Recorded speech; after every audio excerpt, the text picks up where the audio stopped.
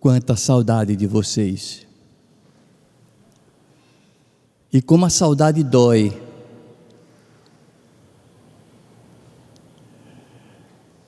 Muita paz em nossos corações.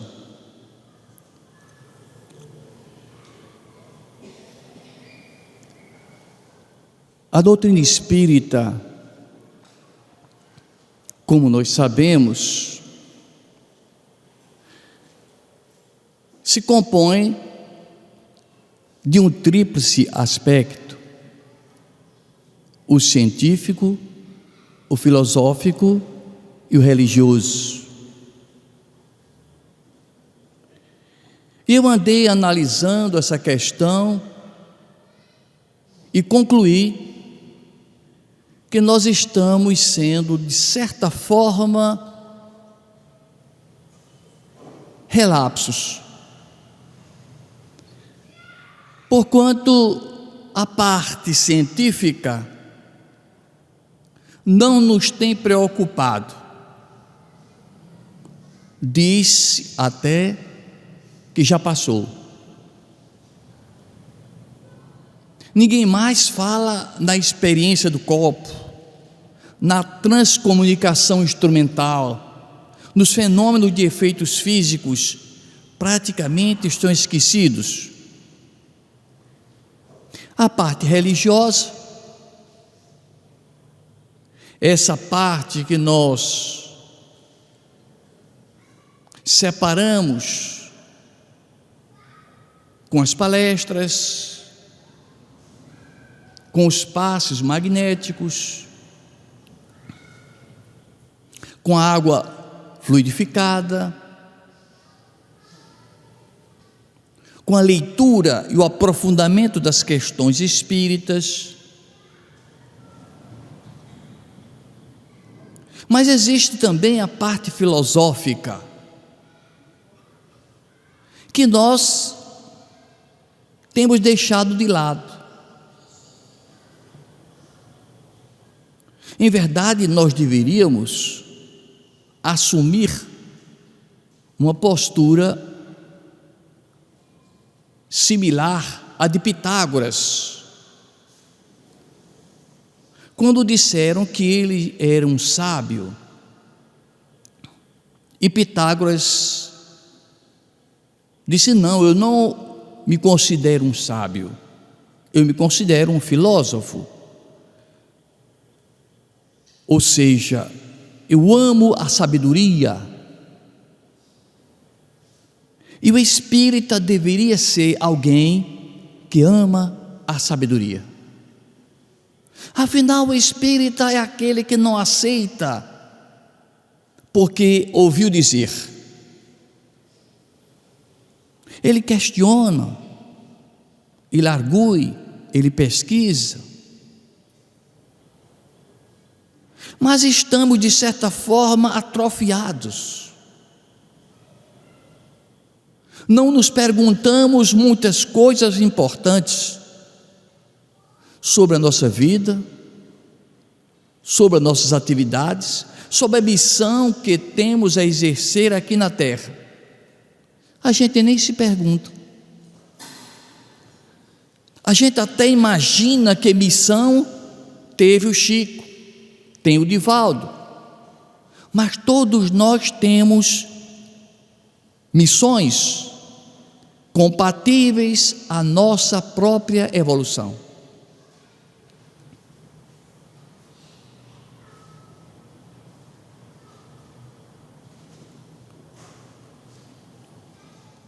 Conta-nos a filósofa Lúcia Helena Galvão, que no livro O Mundo de Sofia, Sofia Amundsen, uma garota que chega em casa e vai até a caixa dos correios e lá retira o envelope que não tinha selo, não tinha remetente, mas estava endereçado a ela. Sofia Amundsen. Ela abre e dentro tem somente uma frase: quem sou eu? Uma boa pergunta. Será que nós nos estamos perguntando quem somos nós?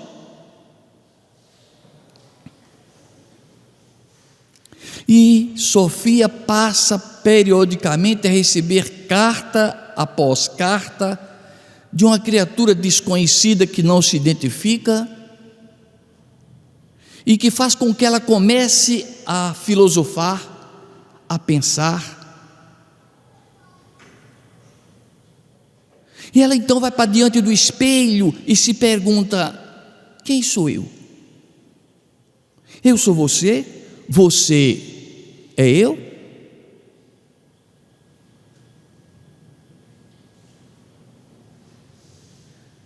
E diz a filósofa Lucelena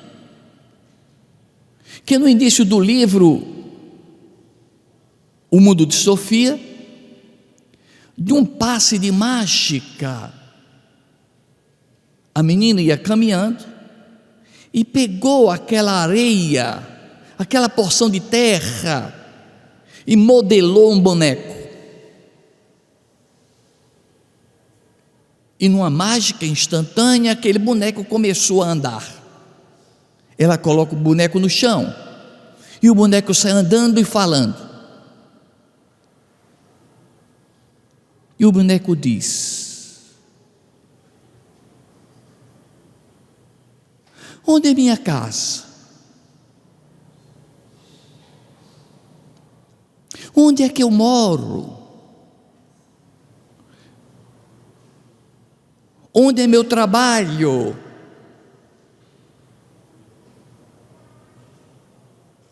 Quanto eu devo ganhar de salário? Que roupa eu vou vestir mais tarde? Esse bonequinho sai perguntando essas coisas efêmeras.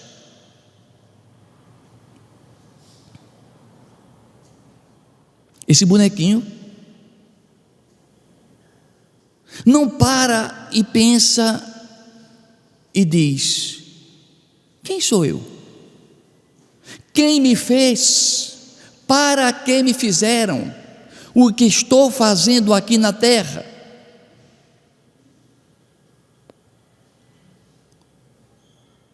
É uma pergunta que precisamos fazer para nós.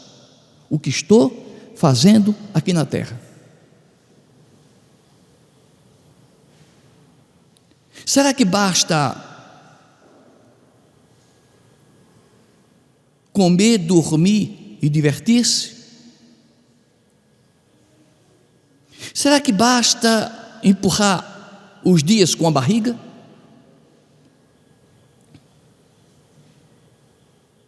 Será que é suficiente ganhar um emprego, ganhar dinheiro e comer a alimentação física? De onde vim? Para onde eu vou? São questões que precisam ser colocadas, porque nós não estamos aqui eternamente. Inevitavelmente, nós temos um prazo para vivermos aqui, e esse prazo se esgota a cada dia,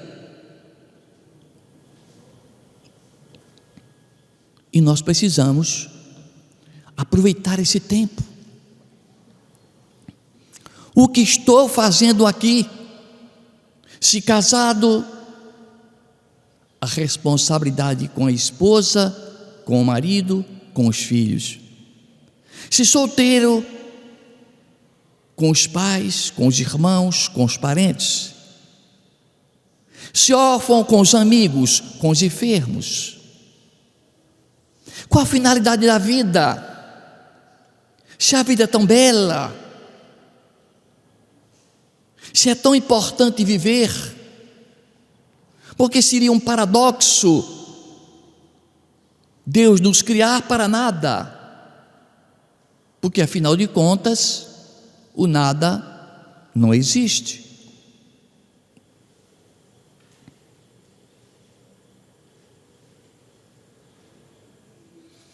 No Livro dos Espíritos, na questão 919, Kardec pergunta: qual é o meio mais eficaz para resistirmos ao arrastamento das paixões e das tentações? Ora, essa pergunta é fundamental para nós que desejamos vencer, para nós que desejamos superar as dificuldades, para nós que estamos sinceramente engajados no projeto de reforma íntima. Qual é o meio mais eficaz? Se eu, não sei vocês, mas se eu sofro limitações, se eu enfrento dificuldades íntimas para resistir às tentações, qual é o meio mais eficaz de eu vencer? Porque se eu descubro esse meio, eu devo usá-lo. Eu devo usá-lo. E a resposta dos Espíritos é: um sábio da antiguidade disse: conhece-te a ti mesmo. Então nós precisamos nos conhecer, não nos conhecemos. Parecemos boas pessoas se não pisarem no nosso calo. Parecemos pessoas amorosas, pacientes, se não nos insultarem.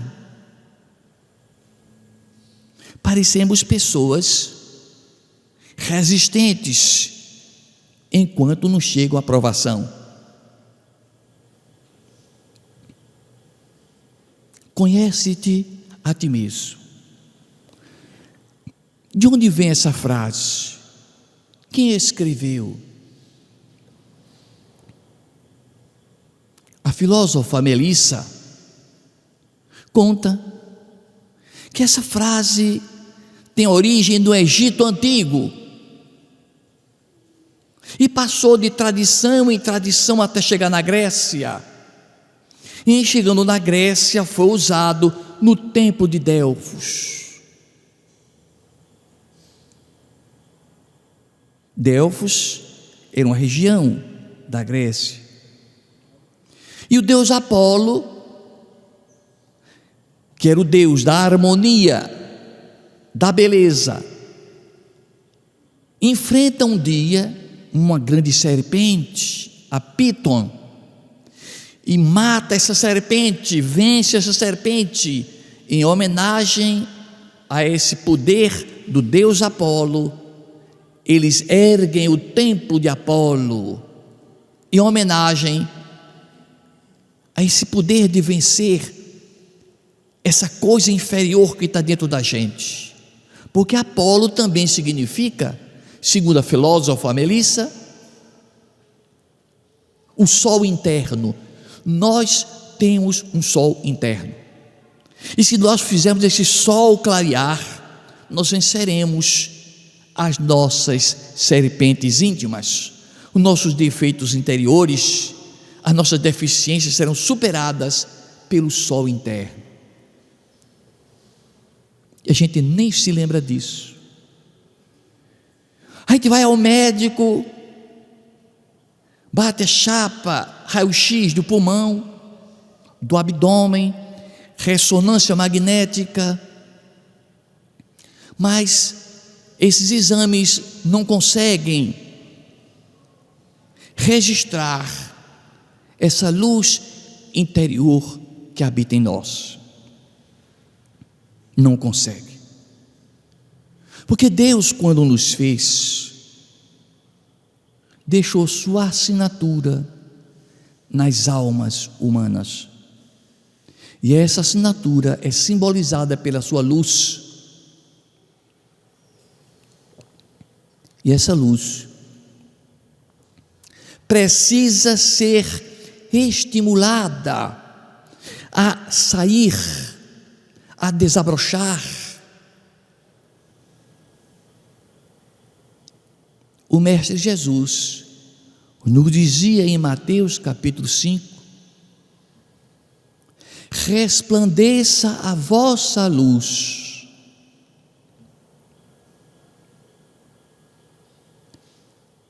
É uma ordem, não é só um pedido, é uma ordem. Por que uma ordem? Porque necessariamente nós evoluiremos, queiramos ou não. O tempo fará com que busquemos a luz. O tempo fará com que procuremos fazer com que a luz interna, esse Apolo interno, resplandeça em nós e vençamos as serpentes das trevas.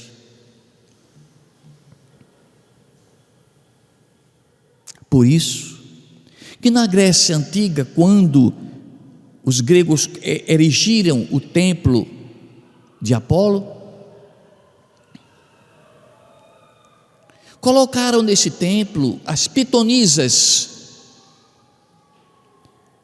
que eram mulheres que recebiam dons da profecia, e as pessoas buscavam o templo de Apolo para tirar suas dúvidas. Hoje em dia, não mais, mas algum tempo atrás, buscavam a doutrina espírita para saber se o casamento ia dar certo. Buscava médiuns para saber se a fortuna ia se preservar, se o negócio seria bom, se devia ou não fazer a venda do imóvel. Isso a doutrina espírita veio esclarecer, que é uma mediunidade transviada, é uma mediunidade equivocada, e que o espírita não deve jamais vender essas informações, mesmo porque, em se tratando de interesses materiais, os espíritos evoluídos se afastam da pessoa.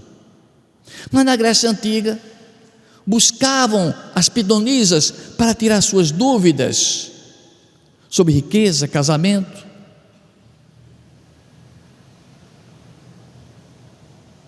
Mas o que nós queremos saber, em verdade,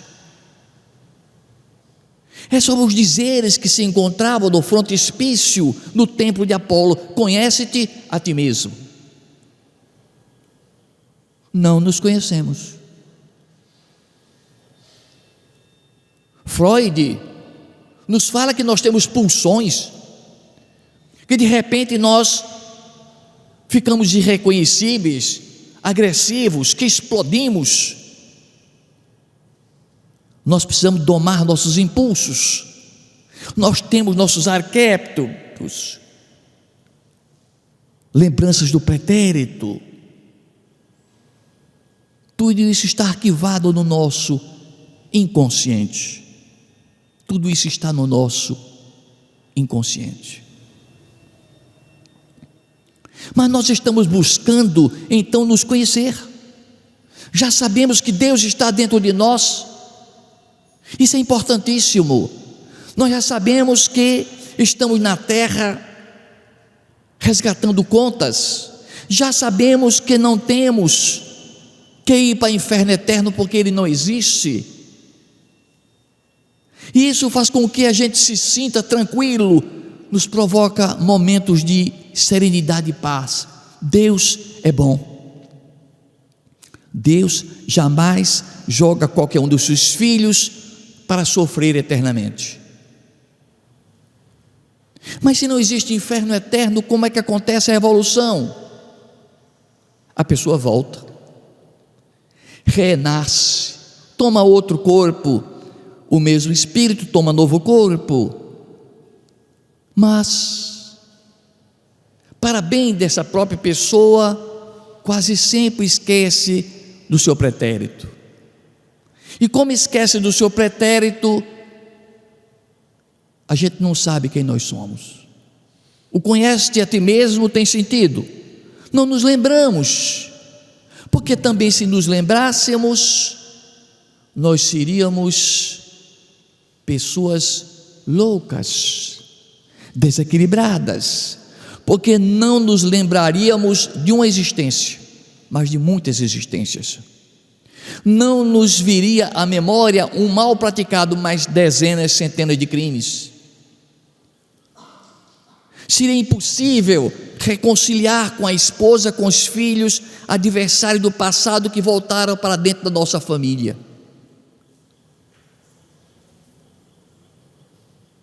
Por isso estamos trabalhando o conhece-te a ti mesmo, respeitando aquela animosidade que há entre alguns parentes nossos, porque nós não topamos com alguém. Pode ser que seja um adversário, vamos orar por ele, vamos trabalhar para que transformemos essa aversão em amor.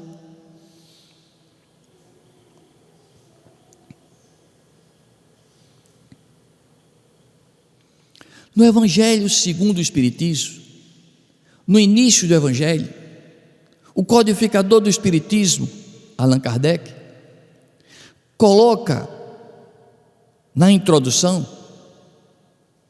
resumo das teorias de Sócrates e Platão.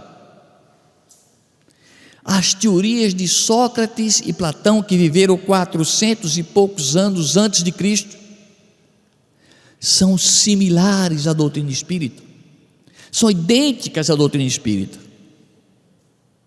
muito semelhante àquilo que a gente acredita, àquilo que a gente segue. É impressionante como aqueles sábios da antiguidade defendiam a reencarnação. Como é que eles sabiam que nós temos anjos guardiões que nos acompanham, mentores espirituais?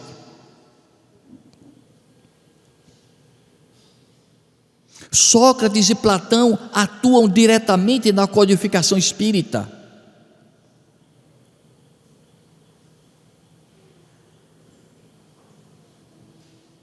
Allan Kardec conversa diversas vezes com Sócrates, tira inúmeras dúvidas com ele, inúmeras dúvidas. Platão, essa figura extraordinária que nos trouxe a figura de Sócrates para nós, porque Sócrates, como nós sabemos, ele se escreveu, nada do que ele escreveu chegou até nós. O que se sabe a respeito de Sócrates foi Platão que relatou para nós. E Platão é uma criatura adorável, admirável, porquanto era de família rica, e sendo família rica, abandona o luxo, a ostentação para seguir um homem simples, que caminhava pelas ruas de Atenas, fazendo perguntas, colocando as pessoas em xeque. Ele ficou embevecido com o saber de Sócrates,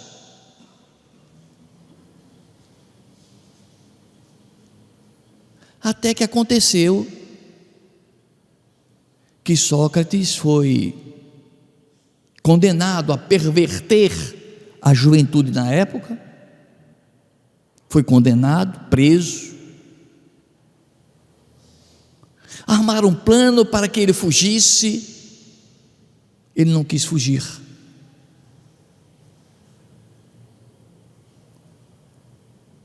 E a sua mulher, Xântipa, diz: Sócrates, tu estás preso, condenado à morte injustamente. E ele diz: tu querias que eu tivesse preso e condenado justamente?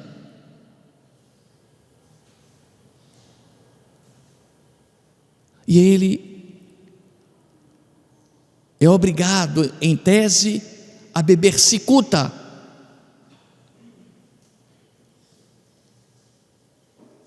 Bebe a cicuta, vai caminhando para que o veneno faça efeito, deita-se no chão, cobre o rosto com um lenço e lembra-se de uma dívida. Tira o lenço e diz: olha, eu tenho uma dívida de um galo, vocês pagam essa dívida que eu tenho? Eu não posso ir para outro mundo com esse problema. Volta a botar o lenço e desencarna. Quanta grandeza! Nós não nos conhecemos, nós não sabemos como iremos nos comportar diante da morte inevitável. Por isso, o nosso mentor espiritual caridosamente não nos diz o dia do nosso desencarne, porque senão a gente morre antes.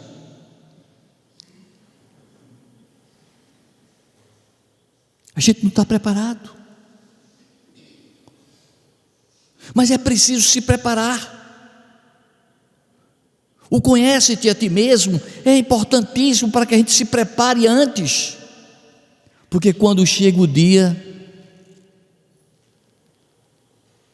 é preciso que a mala esteja pronta. Hoje eu recebi a notícia pelo WhatsApp de um trabalhador com o qual nós convivemos vários anos, em Patos e em Campina, Dr. Malto de Souza Diniz, trabalhador espírita, tanto em Patos, como em Campina e como em Cruz das Almas, Bahia, desencarnou hoje a meio-dia. Então nós não sabemos como iremos enfrentar os problemas, não sabemos. Platão acreditava rigorosamente na existência de anjos da guarda, acreditava que nós renascemos muitas vezes,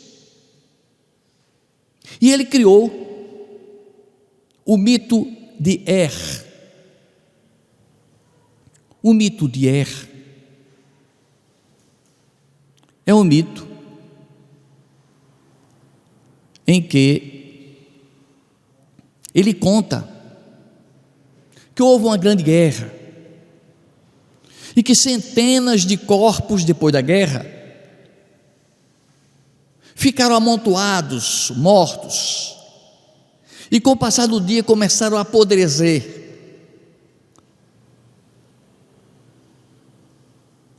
Então, operários do reino foram convocados para recolher aqueles corpos podres e darem destino a eles. Já passaram 10 dias, quando constataram que um dos corpos, que era para estar morto, não estava, parecia dormindo. Pegaram esse corpo e levaram para a cidade e entregaram aos familiares, para que os familiares sepultassem, porque não estava fedendo. Não estava fedendo, parecia morto, mas não fedia. Passaram-se mais 2 dias, da hora da morte até aquele momento, 12 dias. Os familiares fizeram as rezas, os rituais funerários, colocaram o corpo daquele jovem numa pira para ser cremado, e na hora de atear fogo, ele abre os olhos. Ele se chamava Er, e Er abre os olhos e diz: esses 12 dias eu estava no outro mundo, conhecendo outra realidade que vocês não conhecem. a minha alma saiu do corpo, chegou diante de juízes, eu vi o julgamento dos juízes, julgando a alma dos guerreiros mortos. Eles pegavam uns e diziam para a porta direita, outro para a porta esquerda.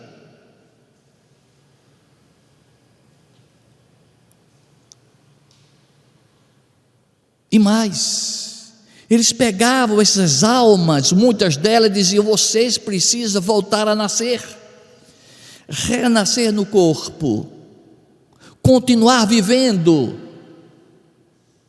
E esses que precisavam renascer, desciam uma ladeira, atravessavam um vale imenso, e lá embaixo corria um rio caudaloso, o rio do esquecimento. Aqueles que iriam ser reis, rainhas, grandes comerciantes, bebiam dessa água do rio em grande quantidade, água do esquecimento, e quando nascesse na terra não iria se lembrar de nada. Mas aqueles que fossem filósofos, sábios, pensadores, mais espiritualizados, bebiam dessa água do rio, mas em porções mínimas, em porções pequenas. Por isso, quando renasciam, tinham vaga lembrança de que existia um lugar além da morte física. Platão defendia que esse mundo espiritual era o mundo das ideias, que a gente não pega, mas que é real, e que na terra é o mundo dos sentidos, das sensações, é o mundo da enganação, que a gente pensa que é real, mas não é, porque ele se destrói, se autodestrói, apodrece. Mas o mundo das ideias é imortal, é eterno, é infinito. Então Platão nos ensinava a teoria espírita 400 anos antes de Jesus. 400 anos antes de Jesus. No Livro dos Espíritos, na questão 907, é perguntado se a paixão em si é uma coisa ruim. Porque se eu quero me conhecer, e eu sou uma pessoa impulsiva, apaixonada, será isso um mal ou um bem? E os Espíritos respondem que a paixão em si é neutra.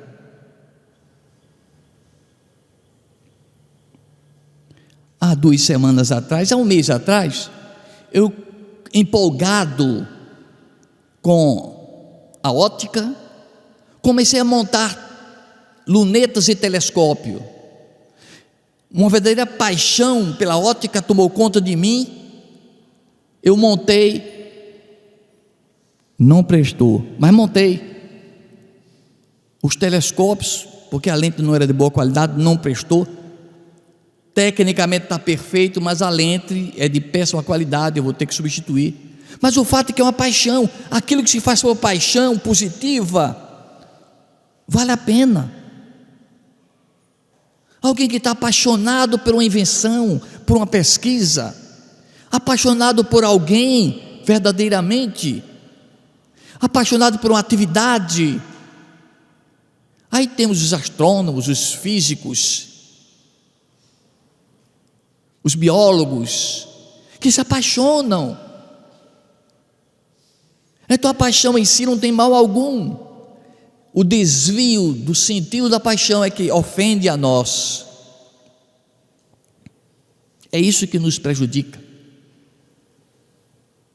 Na verdade, nós precisamos ser pessoas de decisão. Jesus não quer nenhum de nós em cima do muro.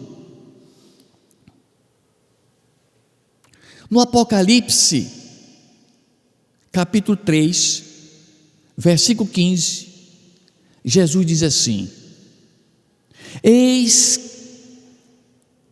que vos conheço e sei que és, que não és nem frio nem quente. Olha aí, não tem paixão, porque quem tem paixão ou é frio ou é quente, ou pega fogo ou é assim, são os extremos. Tem paixão. Sei que não és nem frio nem quente, disse Jesus.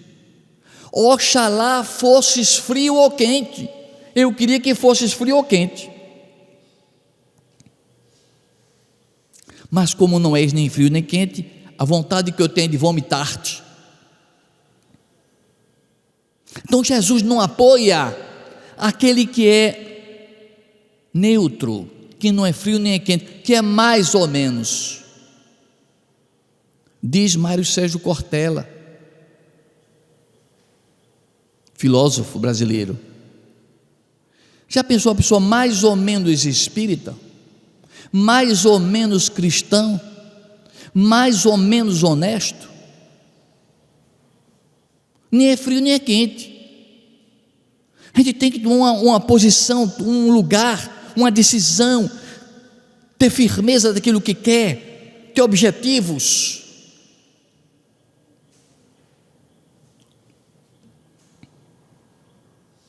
No ano de 1938, aproximadamente,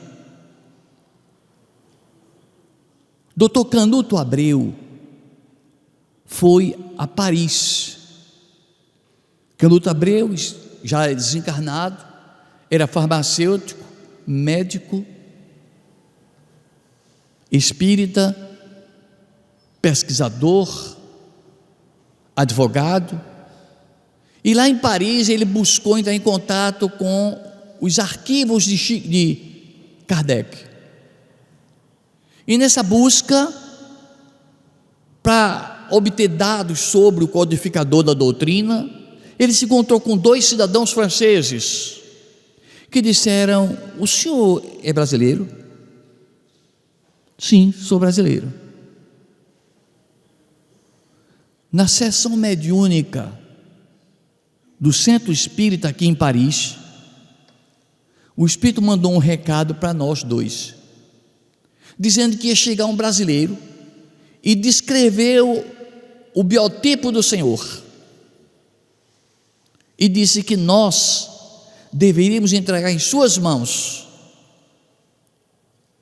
os manuscritos, as cartas de Allan Kardec, um verdadeiro tesouro, para que o senhor leve para o Brasil.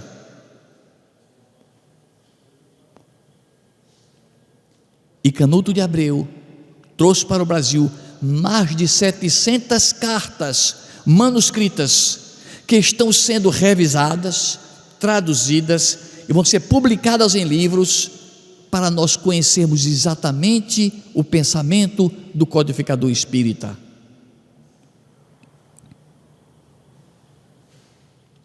Doutora Marlene Nobre, que já está na espiritualidade, esteve entre nós em Campina Grande várias vezes. Eu estive conversando com ela e ela disse: eu e meu marido estivemos lá na casa de Canuto de Abreu, e disseram assim, dissemos: Canuto, você trouxe as correspondências escritas de próprio punho de Kardec? Trouxe. Você pode nos mostrar alguma dessas correspondências? E doutor Canuto de Abreu disse: posso. Na verdade eu vou lhe mostrar uma relíquia. E mostrou, escrito de próprio punho de Kardec, ele dizendo: o espírito Zéfiro disse a mim que eu era a reencarnação de Platão. Portanto, é assunto para estudarmos, para pesquisarmos, para compreendermos a grande figura que era o codificador do Espiritismo.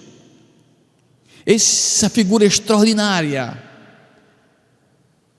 que evidentemente deve ser confirmado ter sido a reencarnação do grande filósofo Platão.